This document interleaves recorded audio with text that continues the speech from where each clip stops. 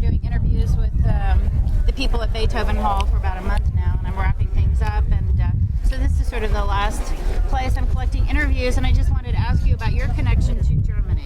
My great-great-grandfather came over from Munich and settled in the old part of San Antonio, one of the original settlements in San Antonio.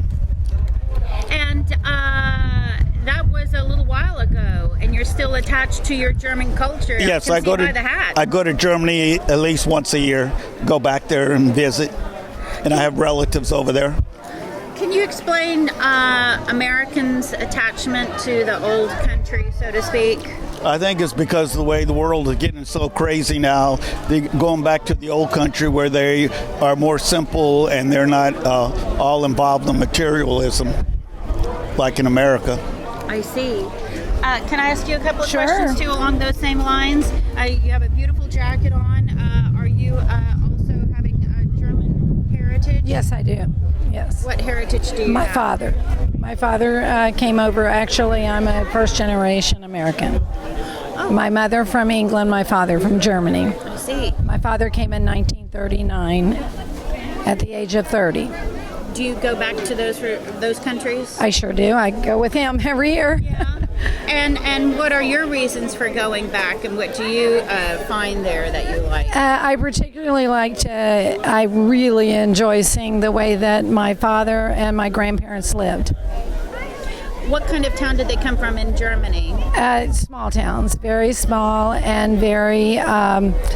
My grandfather was a carpenter, and so was my father.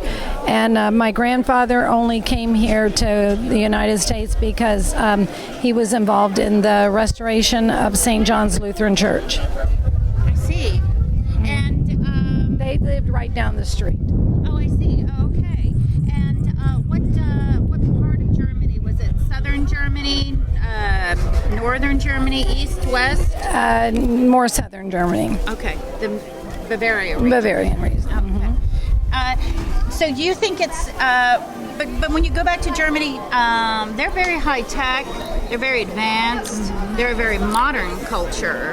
Unless you go into the small towns and they're still like it was way back in the early 1900s. You have to get back, go deep into the small towns and not the big cities.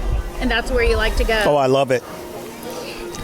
What is that? What can't you find? Don't we have small towns in Texas? But not like this. It's where people are more laid back and they're more simple life than here. And even the small towns here, because we live in a small town here, it's not the same. You like they don't have traffic. People talk to each other. You mean that kind of thing? Yes, and most of them walk to wherever they're going, and they don't need transportation like here. So you approve of the German infrastructure? Oh, how they yes. put their I think money? they're far advanced for us with all their subways in the big cities. You don't even need to drive a car. So it's really nice. Do you ever find that if you are promoting another country, do you ever feel like that's not being very nice to America? Because my mom is from Norway, so I grew up with a bias towards Norway, but I've learned not to talk about it very much because people don't like it. Right. No, I love America, don't get me wrong, but I also love my Germany and my German roots. And European descendants are very partial to those roots, aren't they? Right. Yes, correct. And for the reasons that you think it's a good society. Right, and that's where my ancestors came from, so it holds a lot of interest for me to see how they grew up and lived.